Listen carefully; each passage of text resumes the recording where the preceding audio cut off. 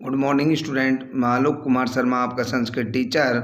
आज कक्षा 10th की ऑनलाइन क्लासेज के अंदर हम शुरू कर रहे हैं समास। तो देखिए बेटा, सबसे पहली बात है कि कोई भी टॉपिक शुरू करने से पहले हमें ये जानना ज़रूरी है कि जिस टॉपिक को हम पढ़ रहे हैं वो क्या है, उसकी परिभाषा क्या होती है, उसके कितने भेद होते हैं, etc। इस तरीके की बातों को हमें जानना जरूरी है। तो सबसे पहले हम बात करते हैं समास की परिभाषा की। तो देखिए, संस्कृत में जो इसकी परिभाषा होती है वह होती है सम सनम समासः। सम सनम समासः अर्थात अनेक पदों का एक पद होना ही समास कहलाता है। एक परिभाषा की यदि हम बात करें तो इसका अर्थ होता है अनेक पदों का एक पद होना ही समास कहलाता है। दूसरे अर्थों में अगर बात करें तो अनेक पदों की विभक्ति का लोप करके एक होना ही जो है समास कहलाता है। कहने का तात्पर्य ये है कि जब अनेक पद जो होते हैं वो एक पद हो जाते हैं तो वह समास कहलाते हैं। क्लियर है? अब नेक्स्ट जो हमारी बात आती है वह आती है कि समास के भेद कितने हैं। देखिए, यदि हम बात करें समास के भेद के बारे में तो संस्कृत भाषा में मुख्य रूप से समास के 4 भेद होते हैं। कितने भेद होते हैं? 4 भेद। नंबर 1 अव्ययी भाव समास, नंबर 2 तत्पुरुष समास, नंबर 3 द्वंद्व समास, नंबर 4 बहुव्रीहि समास। देखिए, लेकिन यहाँ पर मैंने लिखा हुआ है कि एक नोट करके आपको एक चीज़ डालनी है कि तत्पुरुष समास जो होते हैं उसके 2 भेद और होने के कारण समास के कुल 6 भेद हो जाते हैं। यानी कि तत्पुरुष समास है, इसका भी 2 भेद होते हैं। देखिए, इसके सामान्य रूप से जो भेद होते हैं वह होते हैं समानाधिकरण तत्पुरुष और दूसरा होता है वैधिकरण तत्पुरुष। लेकिन हम इन समानाधिकरण और वैधिकरण तत्पुरुष को दूसरा नाम देते हैं जो कि नाम होते हैं कर्मधारय समास और नंबर 2 द्विगु समास। इस प्रकार से समास जो हैं वह कुल 6 भेद के होते हैं। 6 भेद: अव्ययी भाव, तत्पुरुष, कर्मधारय, द्विगु, द्वंद्व और बहुव्रीहि समास। क्लियर? तो देखिए, हमने यहाँ जाना सबसे पहले समास की परिभाषा को कि समास के कितने भेद होते हैं। उसके बाद समास के भेद कितने होते हैं। उसके हमने जाना हिंदी में समास की परिभाषा किस तरीके से होती है, क्या इनके पद होते हैं। देखिए बेटा, अब मुख्य जो बात आती है कि कक्षा 10th की बोर्ड की क्लास के अंतर्गत प्रश्न जो हैं वो किस प्रकार के पूछे जाते हैं। तो देखिए बेटा, जो प्रश्न होते हैं वह आपको उदाहरण के रूप में पूछे जाते हैं, ना ही तो आपको समास की परिभाषा पूछी जाती है, ना ही समास के भेद पूछे जाते हैं। लेकिन जब तक हमें समास की परिभाषा, समास के कुल कितने भेद हैं, समास के मुख्य कितने भेद होते हैं, यह जानकारी जब तक हमें नहीं होगी हम उसके उदाहरणों के बारे में नहीं समझ सकते हैं। तो देखिए बेटा, जो आपका 60% सिलेबस जो किया गया है उसके अंतर्गत जो आपके समास का टॉपिक है उसमें सिर्फ एक ही समास दिया गया है जिसका नाम है अव्ययी भाव समास। क्लियर? तो जानते हैं अव्ययी भाव समास के बारे में कि अवयवी भाव समास जो है वह क्या होता है और किस प्रकार के उसके उदाहरण होते हैं।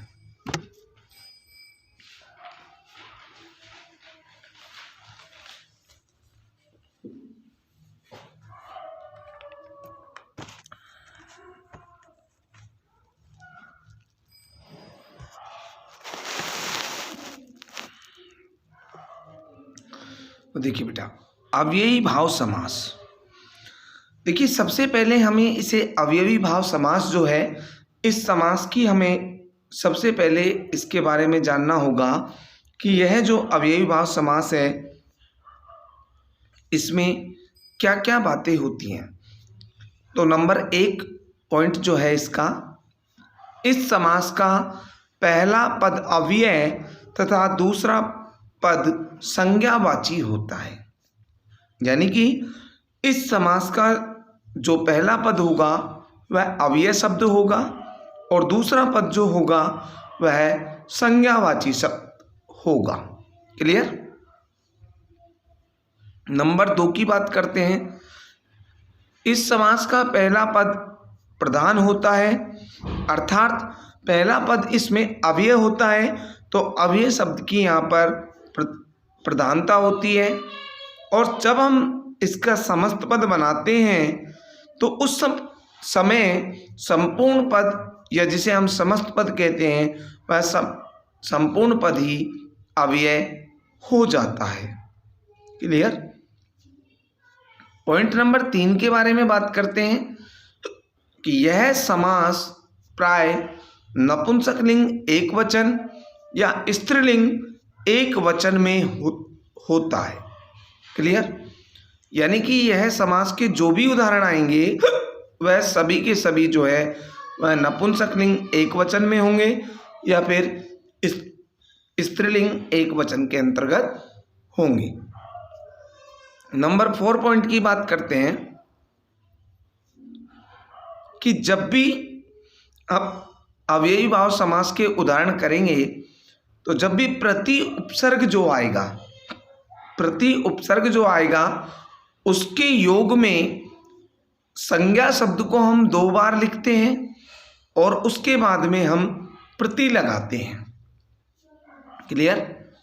और इस समास का विग्रह करते समय संज्ञा पद जो होगा, जो संज्ञा शब्द जो होगा उसको पहले और उपसर्ग का जो अर्थ होगा उसको बाद में लिखते हैं या लगाते हैं। तो देखिए अवयवी भाव समास के अंतर्गत हमारे सामने 4 बातें सामने आई।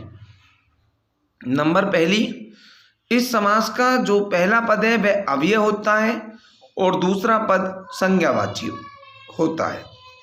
जैसा कि नाम इस अवयवी भाव समास है तो डेफिनेट क्या होगा, दूसरा पॉइंट इसकी व्याख्या करता है कि इस समास का जो पहला पद है अर्थात जो अव्यय पद है वह प्रधान होता है। और जब यह पद प्रधान होता है तो हम जब इसका समस्त पद बनाते हैं तो समस्त पद जो है वह अवयवी हो जाता है।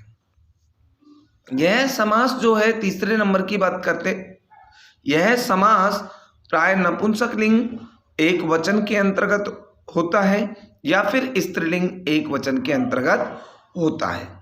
क्लियर। नंबर 4 पॉइंट की अगर हम बात करें तो प्रति उपसर्ग के योग में जब भी यह समास होगा तो हम समास विग्रह जब हम करेंगे तो संज्ञा शब्द को एक तो 2 बार लिखेंगे और उसके बाद में हम प्रति शब्द को लगाते हैं। ये सिर्फ और सिर्फ प्रति उपसर्ग के योग वाले उदाहरणों का है।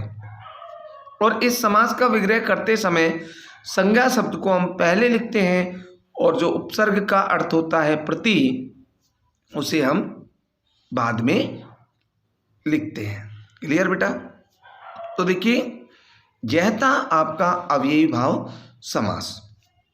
अवयवी भाव समास के जो उदाहरण होंगे उनकी जो पिक्स है वह भी मैं इस वीडियो के साथ साथ ही आपको भेज दूंगा। क्लियर। तो बेटा आज का जो आपका होमवर्क होगा वह आपको संस्कृत की ग्रामर की नोटबुक के अंदर जो आपकी समास का जो बेसिक है, समास की परिभाषा, समास के भेद, उसके बाद में अव्ययी भाव समास के जो भी ये आपके सामने है ये, और जो मैं आपको समास के अव्ययी भाव समास के जो मैं उदाहरण आपके लिए भेजूंगा वह उदाहरणों को आपको आपकी संस्कृत की नोटबुक के अंतर्गत लिखने हैं, नीट एंड क्लीन रूप से आपको करने हैं, और साथ ही साथ इनका बहुत गहनता से आपको स्टडी भी करनी है, लर्न भी करना है, अध्ययन भी आपको करना है। तो बेटा ऐसी मैं आशा करता हूँ कि आप सभी 10th क्लास के स्टूडेंट जो ऑनलाइन क्लासेज ले रहे हैं वो बहुत अच्छे से इस सब्जेक्ट का अध्ययन कर रहे होंगे और प्रतिदिन कक्षाएं ले रहे होंगे। Thank you, have a nice day.